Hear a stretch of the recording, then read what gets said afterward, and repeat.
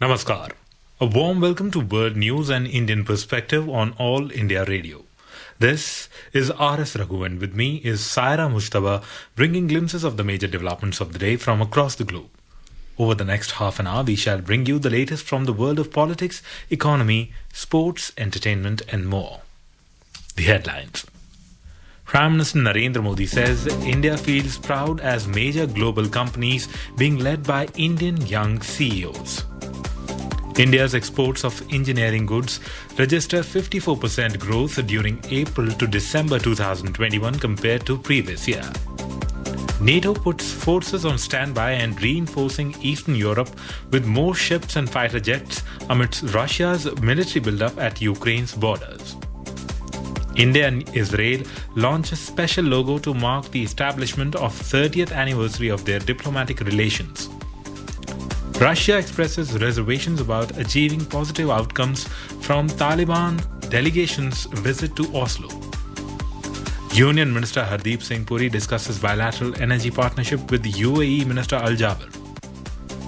WHO Europe Director Hans Kluge says Omicron variant of COVID-19 could bring pandemic to an end in Europe. Koolangal from India bags the Best Film Award at the 20th Dhaka International Film Festival, and in Australian Open tennis, Daniil Medvedev and Stefanos Tsitsipas advance to men's single quarterfinals. Simona Halep crashes out in women's single.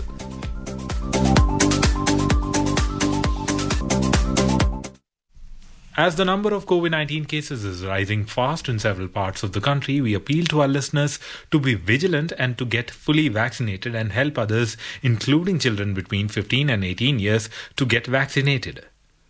With the new Omicron variant of coronavirus causing concern, please continue to follow these 3 simple steps to stay safe. Wear a face mask, maintain 2 gaz ki duri for social distancing and focus on hand and face hygiene. For any COVID-related information and guidance, contact national helpline numbers 011-2397-8046 and 1075. And now the news in detail. Prime Minister Narendra Modi has said programs and initiatives like Startup India, Stand Up India, Digital India and Make in India are all led by young people and will take the country to newer heights. He said everyone feels proud when the youth of the country innovate and take the nation forward. Interacting with the recipients of the Pradhan Mantri Rashtriya Bal Puraskar on Monday, the Prime Minister underlined the growing prowess of India in the innovation and startup sphere. He conveyed the nation's pride in the fact of major global companies being led by Indian young CEOs. He said, "Today we feel proud when we see that the youth of India are innovating, taking the country forward." हमें गर्व होता है जब देखते हैं कि दुनिया की तमाम बड़ी कंपनियों के सीईओ हमारे ही देश के संतान हैं। इसी देश की युवा पीढ़ी है जो आज विश्व में छाई हुई है। हमें गर्व होता है जब देखते हैं कि भारत के युवा स्टार्टअप की दुनिया में अपना परचम फहरा रहे हैं। भारत के युवा नए नए इनोवेशन कर रहे हैं, देश को आगे बढ़ा रहे हैं।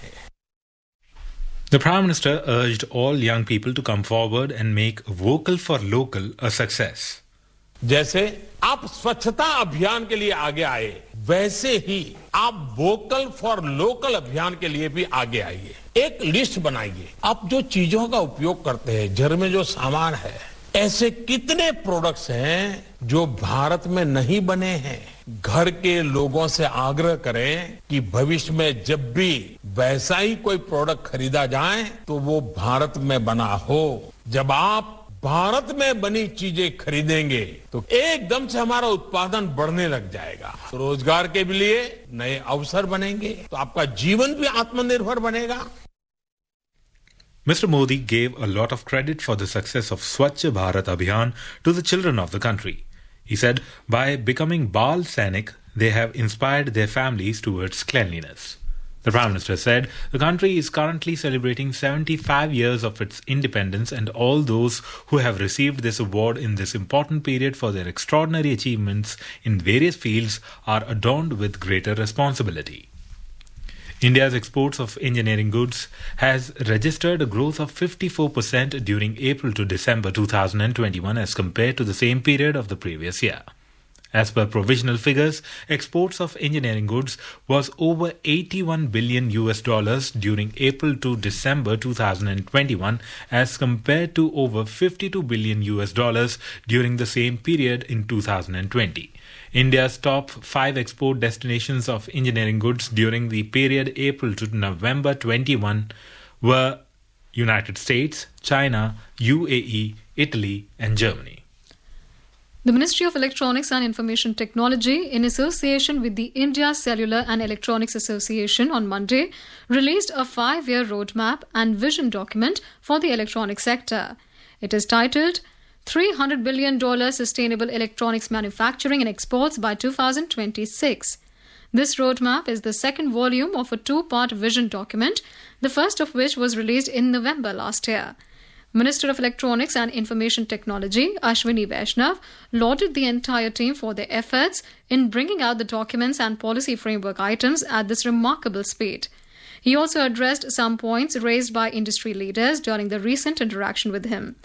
This report provides a year-wise breakup and production projections for various products that will lead India's transformation into a $300 billion electronics manufacturing powerhouse from the current $75 billion. Minister for Commerce and Industry and G20 Sherpa Piyush Goyal held a fruitful virtual meeting with French G20 Sherpa Emmanuel Bonnet on Monday. Both the ministers shared insights on economic recovery, vaccine equity, intellectual property rights or IPR matters, technology transfer, sustainable lifestyles and biodiversity. They also reviewed India-France cooperation in G20 context. India and Israel on Monday launched a commemorative logo to mark the 30th anniversary of the establishment of diplomatic ties between the two countries. The logo was unveiled virtually at an online event in the presence of Ambassador of Israel to India, Naor Gilon, and the Ambassador of India to Israel, Sanjeev Singla. The logo features the Star of David and the Ashok Chakra, the two symbols that adorn the national flags of both countries, and forms the numeral 30, depicting the 30th anniversary of bilateral relations. This special logo symbolizes the strong friendship, love and admiration that exists between the people of Israel and the people of India. It also depicts the growing strategic partnership between the two sides. On this special occasion, Ambassador Naor Gilon said they are very happy to launch a special logo to celebrate the 30 years of the close friendship between the people of our two ancient civilizations.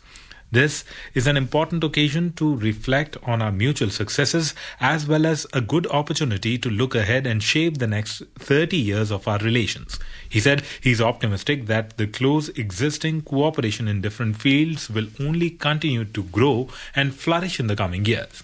Ambassador Sanjeev Singla said India is proud to mark the 30th anniversary of our bilateral relations and look forward to using the special logo throughout the year to celebrate this special milestone. India and Israel are two ancient people proud of their cultural heritage and two vibrant democracies eager to grasp the future.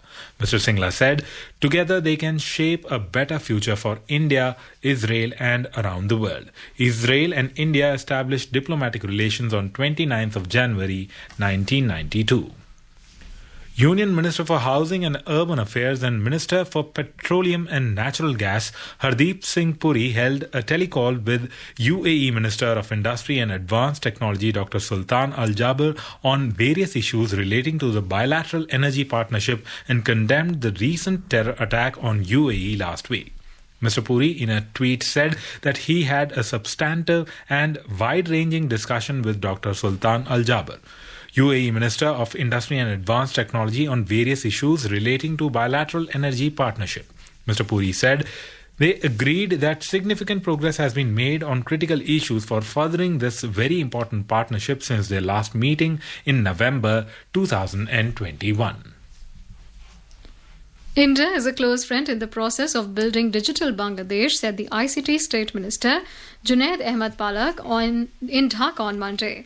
Speaking on the occasion of the award of tender to set up 6 Bangladesh Bharat Digital Service Employment and Training Centres in 6 districts of Bangladesh, The minister outlined several areas of cooperation between the two countries.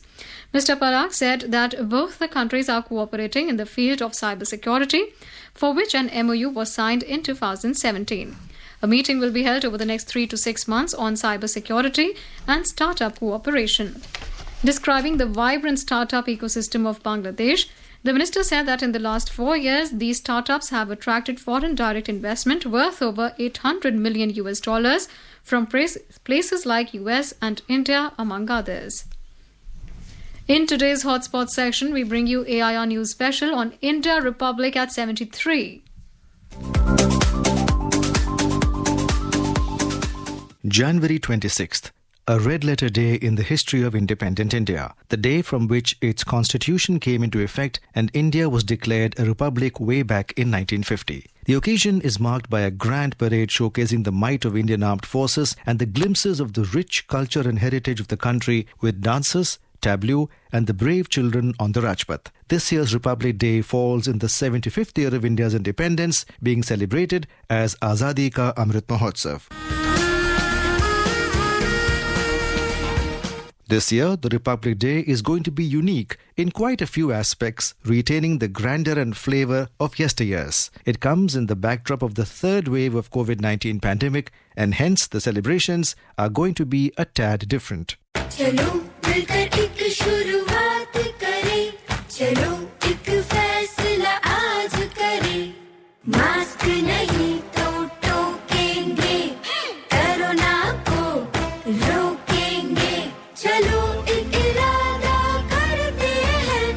Chalo, khud se waada karte hain. January 23rd is the birth anniversary of great freedom fighter Netaji Subhash Chandra Bose. It is the 125th anniversary of Subhash Chandra Bose, and to mark this occasion, it has been decided that Republic Day celebrations will be from January 23rd onwards till January 30th, which is observed as the Martyrs' Day in the country. The Republic Day parade will begin at 10:30 a.m. instead of 10 a.m. to provide better visibility to the parade and fly past. In addition to this, 10 large LED screens on both sides, 5 on each, of Rajpath will also be installed for spectators to watch. This would also reduce crowding at any specific location.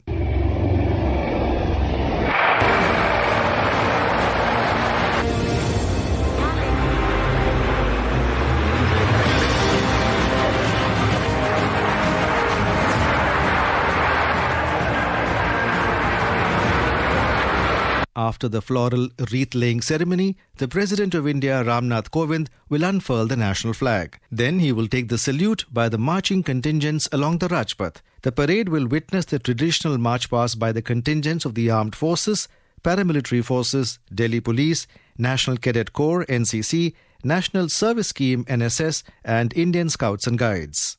Before the commencement of the parade, the contingents of Central Armed Police Forces will undertake static band performances in the seating enclosures of Rajpath.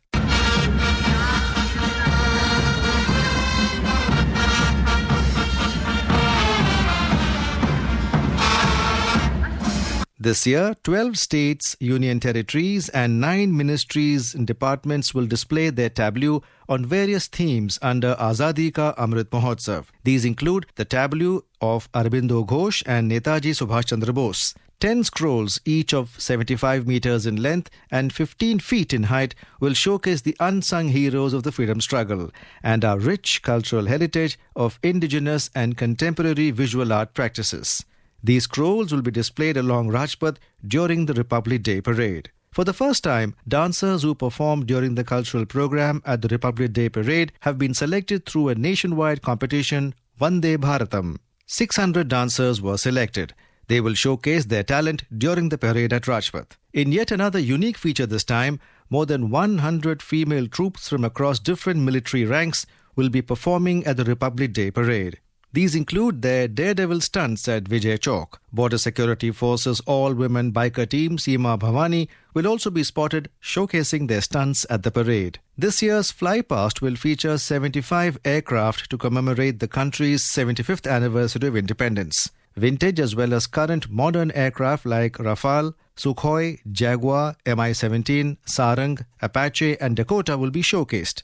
The flypast will witness 15 different formations by these aircraft and helicopters. Visitors will see some unseen sights from the cockpits of fighter jets performing maneuvers for the first time.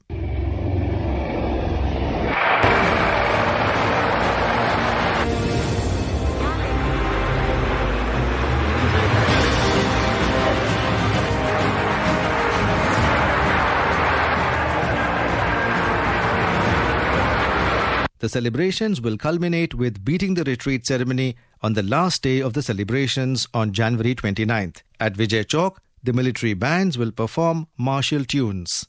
The star attraction will be hundreds of drones swarming the skies for the first time ever. The show would be of 10 minutes duration, involving around 1,000 drones fabricated through indigenous technology. Synchronized background music will be played during the drone show.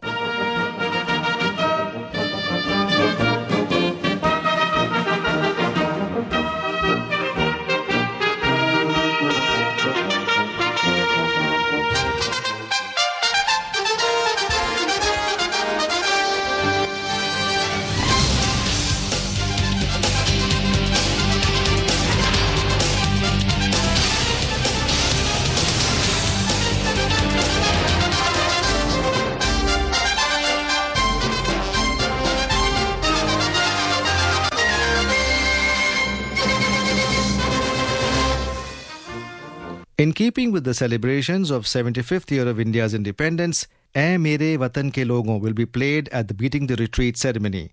An Indian tune and pays respect to all who laid down their lives for the sake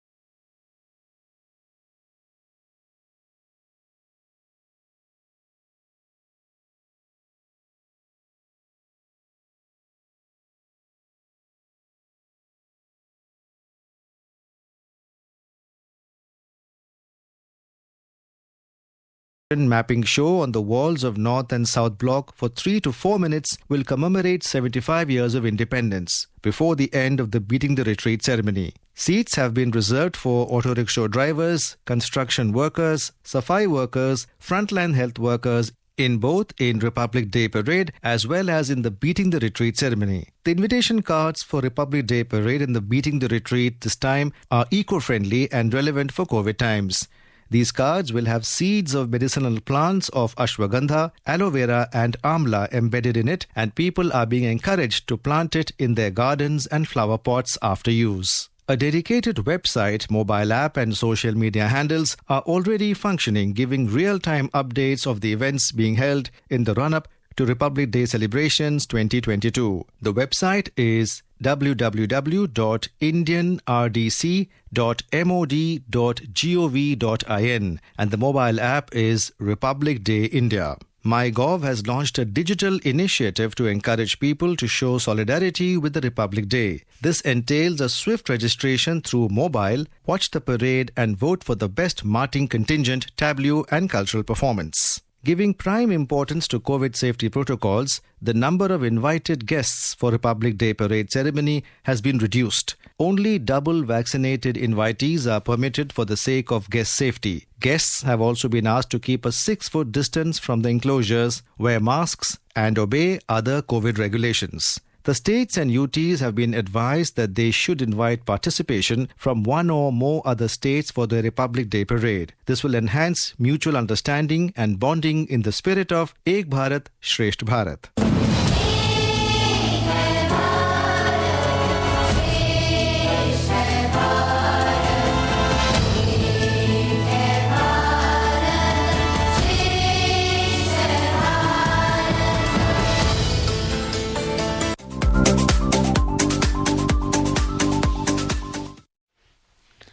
This is All India Radio giving you the news. For quick news updates round the clock, follow us on Twitter at AIR News Alerts. Welcome back to World News. Russia on Monday expressed reservations about achieving a positive outcome from the Taliban delegation's visit to Oslo. Russian Foreign Ministry head of the Second Asia Department, Zamir Kabulov, told Sputnik that Oslo talks with the Taliban are unlikely to yield positive results. He said, as for Oslo, they have always stood for bilateral relations with Afghanistan, although Norwegian negotiations raised doubts. On January 22nd, a delegation headed by the interim Taliban government's foreign minister, Amir Khan Muttaqi, arrived in Oslo on a 3-day visit to negotiate on the provision of humanitarian aid to Afghanistan as well as political, educational and economic issues. NATO said on Monday that it was putting forces on standby and reinforcing Eastern Europe with more ships and fighter jets. The move comes in the wake of reported Russia's military buildup at Ukraine's borders. In a statement, NATO Secretary General Jens Stoltenberg said NATO will continue to take all necessary measures to protect and defend all allies, including by reinforcing the eastern part of the alliance. He added that he welcomed allies contributing additional forces to NATO. News agency Reuters reports that the move added to a flurry of signals that the West is bracing for an aggressive Russian move against Ukraine. However, Russia had denied any such moves. WHO Europe Director Hans Kluge has said the Omicron variant has moved the COVID-19 pandemic into a new phase and could bring it to an end in Europe. Talking to a news agency, Kluge said that Omicron could infect 60% of Europeans by March. He said once the current surge of Omicron currently sweeping across Europe subsides, there will be for quite some weeks and months a global immunity. Then it is anticipated that COVID-19 may come back towards the end of the year. Top US scientist Anthony Fauci has expressed a similar view. He told a news agency that COVID-19 cases are coming down rather sharply in parts of the United States and things are looking good. While cautioning against overconfidence, he said that if the recent fall in case numbers in areas like the US's northeast continues, he believes that they will start to see a turnaround throughout the entire country. The WHO Regional Office for Africa also said last week that cases of COVID had plummeted in that region and deaths were declining for the first time since the Omicron-dominated fourth wave of the virus reached its peak. In France, people who aren't vaccinated against COVID-19 are no longer allowed in restaurants, bars, tourist sites and sports venues unless they recently recovered from the virus. The new law came into effect Monday, requiring a vaccine pass that is central to the government's anti-virus strategy. France is registering Europe's highest ever daily coronavirus infection numbers, and hospitals are continuing to fill up with patients, though the number of people in intensive care units has dropped in recent days. A foreign policy advisor from China's top political advisory body has warned against the pursuit of absolute national security and too much emphasis on defense spending, adding that it can lead to a Soviet-style collapse. In thinly veiled criticisms against hawkish outlooks on China's national security strategy, Xia Qingguo, a member of China's top political advisory body, the Chinese People's Political Consultative Conference, said the pursuit of absolute national security can extract a heavy price. Xia, a specialist on U.S. affairs, wrote in the latest issue of bi-monthly Journal of International Security Studies that too much emphasis on defense spending could trigger an arms race, making all countries involved less secure. He cited the collapse of the Soviet Union as proof of the pitfalls of putting military expansion over long-term security. P.S. Vinod Raj, directed film Koolangal from India, has won the Best Film Award in the Asian Film Competitions section at the 20th Dhaka International Film Festival, which concluded on Sunday in Dhaka. Apart from this, 4 more Indian entries were included among the 17 awards given away for the films during the concluding session. The Best Actor Award was given to Jayasuriya for Ranjit Shankar directed film Sunny. The Best Script Writer Award went to Indranil Roy Chaudhary and Sugata Sinha for Indranil Roy Chaudhary directed India-Bangladesh film Mayor Jonjal. The Special Audience Award was given to Amy Barua directed film Semkhor. Best Actor Award went to Jayasuriya for Ranjit Shankar directed film Sunny. In Australian Open tennis, Daniil Medvedev of Russia has reached the men's singles quarterfinals with a 6-2, 7-6, 6-7, 7-5 victory over American player Maxim Cressy. Medvedev will now face Canadian 9-seed Felix Auger-Aliassime, who saw off 27-seed Marin Cilic of Croatia in his 4th-round match to 6-7, 6-6, 6-2, 7-6.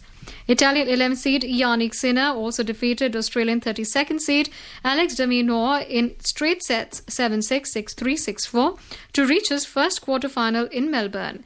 Earlier, Rafael Nadal of Spain, Canadian Denis Shapovalov, Italian player Matteo Berrettini and Gaël Monfils of France have also entered the quarterfinals. And in women's singles, 2-time Grand Slam winner Simona Halep is out of the Australian Open, losing in 3 sets to Alice Cornet. French player Cornet won 6-4, 3-6, 6-4 to reach the quarterfinals of a major for the first time. She will face American 27 seed Danielle Collins for a place in the semi-finals. Top-ranked Ashley Barty will clash with 21st seed American Jessica Pegula for a semi-final berth. In mixed doubles, Indian-American pair of Sania Mirza and Rajiv Ram has entered the quarterfinals. And now let's take a look at the major developments around the world as reported in the foreign press. New York Times headlines that US President Joe Biden weighs deploying thousands of troops to Eastern Europe and Baltics. Washington Post adds that NATO sends more ships, fighter jets to Eastern Europe as Russia masses troops on Ukraine border. Wall Street Journal observes that declines in stock futures, oil and cryptocurrencies signaled that the market's bruising start to the year is set to continue as investors prepared for a Fed meeting and track tensions between the West and Russia. The Guardian says testing for fully vaccinated travelers to England to be scrapped, and Financial Times says UAE intercepts ballistic missiles fired by Houthis over Abu Dhabi. In some more reports from the press on China, Taiwan's defense ministry says Beijing sent 39 military aircraft to the island's air defense zone on Sunday, pushing island to scramble jets. Sunday's flyby came a day after the US and Japan wrapped up a 6-day joint maritime drill south of Okinawa. Al Jazeera reported that Taiwan has reported the largest incursion since October by China's Air Force into its air defense zone, with the island's defense ministry saying Taiwanese fighters scrambled to warn away 39 aircraft in the latest uptick in tensions. A quick look at the headlines once again. Prime Minister Narendra Modi says India feels proud as major global companies being led by Indian young CEOs. India's exports of engineering goods register 54% growth during April to December 2021 compared to previous year. NATO puts forces on standby and reinforcing Eastern Europe with more ships and fighter jets amidst Russia's military buildup at Ukraine's border. India and Israel launch special logo to mark the establishment of 30th anniversary of their diplomatic relations. Russia expresses reservations about achieving positive outcomes from Taliban delegation's visit to Oslo. Union Minister Hardeep Singh Puri discusses bilateral energy partnership with UAE Minister Al Jaber. WHO Europe Director Hans Kluge says Omicron variant of COVID-19 could bring pandemic to an end in Europe. Koolangal from India bags the Best Film Award at the 20th Dhaka International Film Festival, and in Australian Open tennis, Daniil Medvedev and Stefanos Tsitsipas advance to men's singles quarterfinals. Simona Halep crashes out in women's single. And now, before we end, let us listen to Mahatma Gandhi's favorite bhajan Vaishnav Jan by artists from Cambodia. Krishna वचने तो तेने कहिए छे पीड़ पराई जाने रे पर दुखे उपकार करे तो मन अभिमाने ना. And with that, we end this bulletin. We'll be back at the same time tomorrow with the next edition of World News.